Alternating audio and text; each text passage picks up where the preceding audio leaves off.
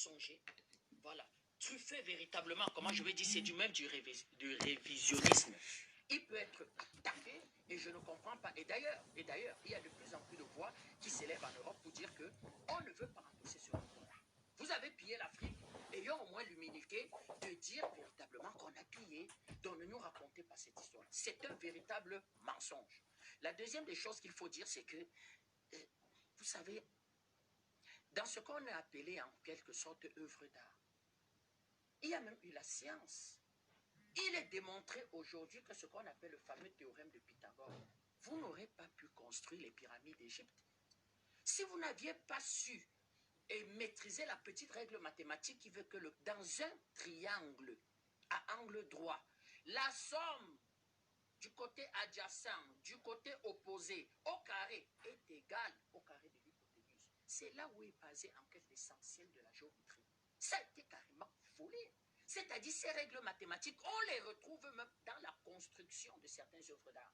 Ça veut dire que les ancêtres, comme il a dit M. Yam, Bassa, Bamileke, du Nord, qui concevaient les œuvres d'art, ben, il fallait maîtriser les règles de science, il fallait maîtriser les règles de mathématiques. Et c'est ça qui amène un voyou comme M. Sarkozy de vous expliquer que vous n'êtes pas rentré dans l'histoire. Parce qu'il estime que, je veux dire que vous ne pouvez même pas relativement démontrer que vous avez existé. Vous n'avez pas un patrimoine qui retrace en quelque sorte votre existence. Et cela a été relativement pillé. Je regardais il y a 2 ans un défilé de haute couture à Paris. Vous savez ce qu'on faisait défiler? Le kaba. Mais le kabangondo, je veux dire que c'est... Je suis un peu en désaccord, pas tout à fait, pas dans l'esprit et sur le fond avec monsieur Yam. Le kabangondo, pour moi, c'est une œuvre d'art.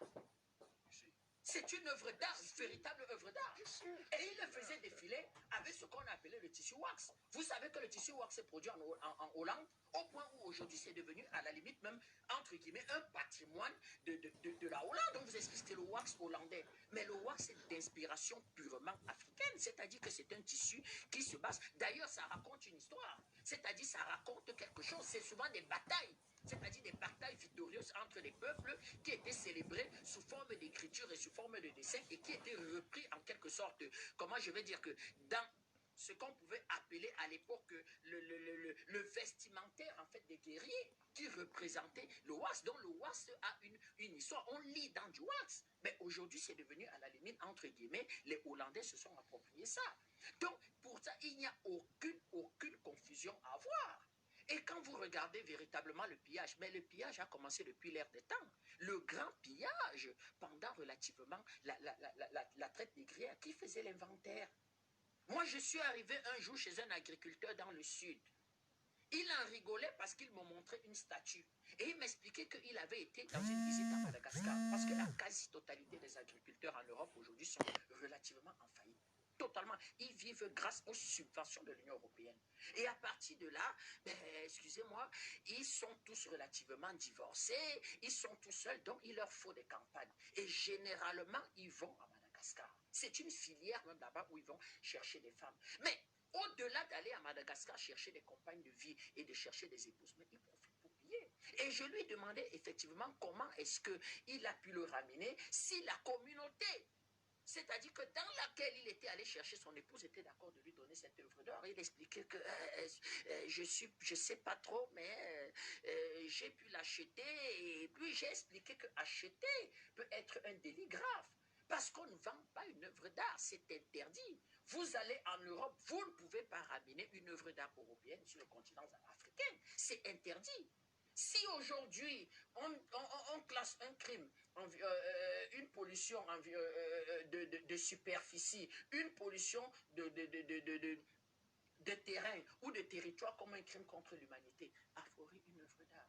Donc, nous sommes véritablement dans une situation assez compliquée et nous ne comprenons pas véritablement la politique africaine. Parce que pour pouvoir même dire qu'on vous a pillé, il va falloir faire ce que M. Yama dit, que la traite négrière a été un crime contre l'humanité. Et un crime contre l'humanité, ça engendre des conséquences. Ça ne se résume pas tout simplement à la mort des Noirs. Ça se résume au pillage véritablement de notre histoire. Je vais même plus loin. Au-delà même de piller les œuvres d'art, ils sont allés plus loin, c'est-à-dire qu'on corrompt les esprits. Quand vous regardez regardez les livres d'histoire en France. Ils ont un chapitre qu'ils interprètent, que véritablement intitulé l'héritage de la colonisation. À mes temps libres, à mes temps difficiles en France, je donnais des cours à des enfants de troisième. L'héritage de la colonisation. Et vous savez ce qu'ils racontent dans ce chapitre?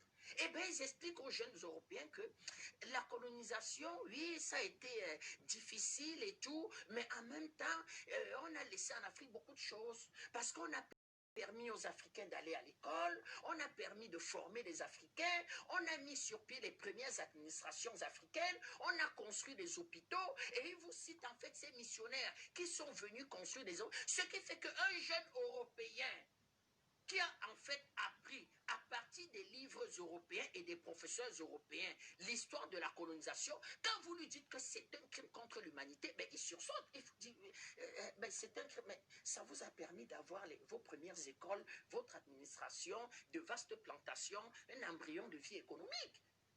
Donc, au-delà de vouloir la restitution des œuvres, mais l'Afrique doit aller dans un combat, même l'accusement au-delà, je vais au-delà. C'est de dire que véritablement, c'est même aussi un crime d'enseigner la colonisation de cette façon-là. Moi, je suivais l'interview il y a 2 jours de M. Jean-Marc, de M. Hérault. M. Hérault, ça a été le premier ministre de M. Hollande. M. Hérault a expliqué que ces œuvres d'art, d'ailleurs, ne rêvez pas. C'est la guerre qui va ramener ça. Ils ne vont rien vous donner. Absolument rien du tout. Donc même ce qu'on a donné aux Béninois, on explique que c'est temporaire. Que vraiment, d'ailleurs la France explique que si on se rend compte que cela n'avait pas été volé, eh bien nous allons faire des recours pour reprendre cette histoire. Mais M. Hérault expliquait qu'il va falloir voir. Parce que entre ce qui a été acheté, entre ce qui a été négocié, entre soi-disant les quelques œuvres qui ont été en quelque sorte volées, ben, il va falloir faire un inventaire. Donc pour eux, ils ne sont pas dans votre posture que ça a été volé. Et au-delà de ça, vous avez tous les pays européens pratiquement. Et ce débat-là a pratiquement cours uniquement en France. Vous l'entendez en Belgique? Voilà un pays. Je ne sais même pas s'il faut faire, comment je vais dire, une stratification ou même un classement en termes de cruauté en matière de colonisation. Mais la colonisation belge, ça a été incroyable. Ça a été incroyable. C'est-à-dire qu'on égorgeait, on coupait les oreilles.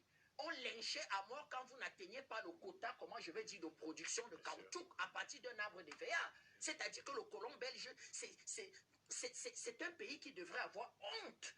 Je serai belge. Il n'est pas question ici véritablement de responsabilité des peuples européens. Ils n'étaient pas nés. Mais je veux dire que je serai belge, j'aurais honte. J'aurais honte de marcher dans la rue. Et c'est pour ça qu'aujourd'hui, les plus grandes attaques, en quelque sorte, sur ce qu'on va dire les symboles et sur ce qu'on va dire que comment on appelle ça, à l'effigie, en quelque sorte, des statues ont lieu en Belgique. Donc, vous voyez donc que en Belgique, ce débat n'existe pas. Des pays comme le Portugal a bâti sa civilisation, c'est-à-dire que sa vie, son existence, même sur la traite négrière. Le débat n'a pas cours en Grande-Bretagne, aux États-Unis. Vous avez quelqu'un comme M. Arnault. M. Arnault, c'est la première fortune française. Il est à la tête d'un groupe qu'on appelle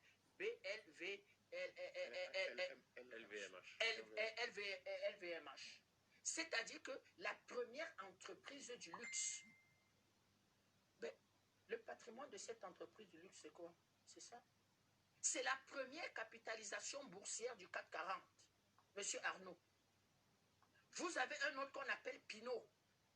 Et tous montent ce qu'on appelle des fondations.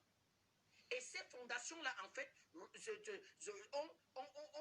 des bâtisses dans lesquelles il y a ce qu'on appelle des œuvres d'art. Ils se font appeler des collectionneurs.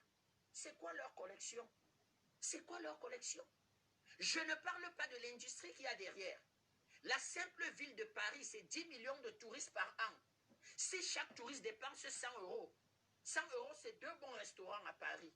C'est 1 milliard d'euros. Qu'est-ce qu'ils viennent faire? Vous n'arrivez pas à Paris sans aller à l'Opéra, au musée du Louvre, sans aller au musée du Quai Branly. Moi-même, le jour que j'y ai mis pied, j'avais 3 semaines, j'allais à cette histoire-là. Regardez.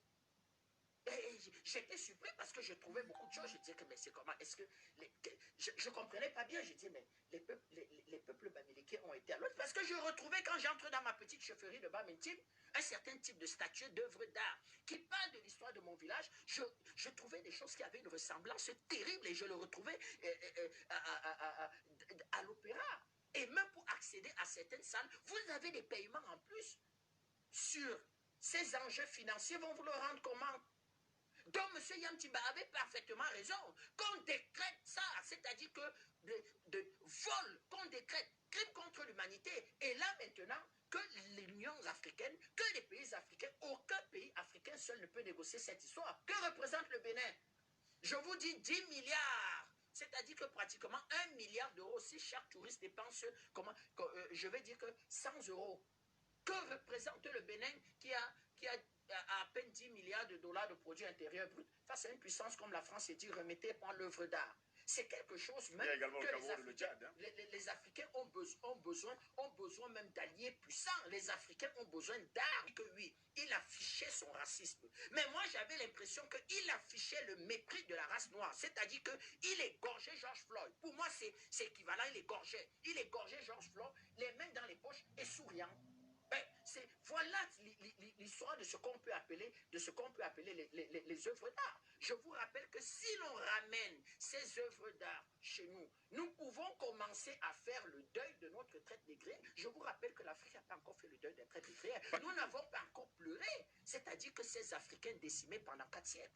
Donc, voilà ce que l'on peut dire sur cette histoire. Ce rapport est strictement mensonger. Les hommes politiques européens sont dans une posture de vous expliquer que ça a été négocié et qu'il faut une forme d'audit pour voir sur les 90 000 œuvres s'il y a 5% d'œuvres assez douteuses dont on peut dire que oui, on vous retroussait. Mais c'est la guerre qui va ramener cette histoire. Comptez pas sur ces gens.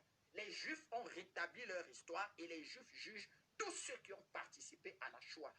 Que vous soyez à Bam-Intim, au fond de Bam-Intim, les Juifs ne demandent pas l'autorisation du Cameroun avant d'entrer dans le territoire camerounais. Ils viennent vous chercher où vous êtes, ils vous ramènent en Israël.